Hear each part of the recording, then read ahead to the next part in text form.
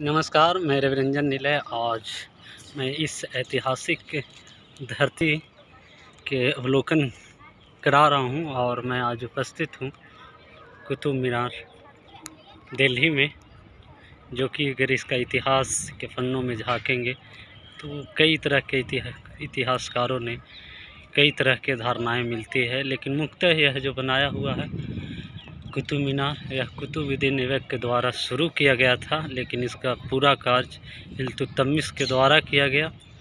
ये तो रहे इसका निर्माण किसके द्वारा, किन किन लोगों के द्वारा कहा गया। और इसके बगल में ही एक मेहरौली का स्तंभ रखा गया है, जो देख रहे हैं आप, लौह स्तंभ है। यह चंद्रगुप्त द्वितीय के द्वारा किया गया था और कुतुबुद्दीन ऐबक ने इसे पे मंगवाया है।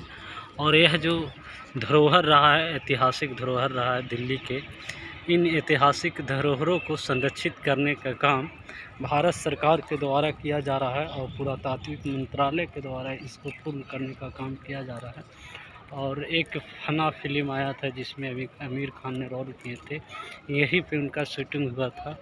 और ऐसा हम कह सकते हैं कि यही सब धरोहर है, ऐतिहासिक धरोहर है, जिनके कारण कोई भी अगर सैलानी आते हैं, वह सैलानी में अगर देसी हो विदेशी हो, सभी तरह की सैलानियों को यहाँ का जो आर्किटेक्चर है वह अपनी ओर आकर्षित करती है, लुभाती है।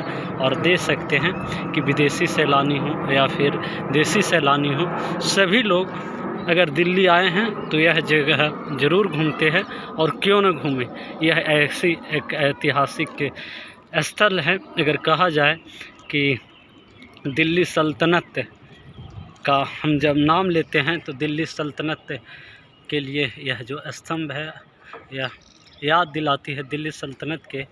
और एक बात और मैं इसी के साथ याद दिलाता हूँ कि यह जो कुतुब मीनार है, कई इतिहासकारों के द्वारा कहा गया है कि यहाँ पे एक विष्णु भगवान का मंदिर हुआ करता था। ये तो भाई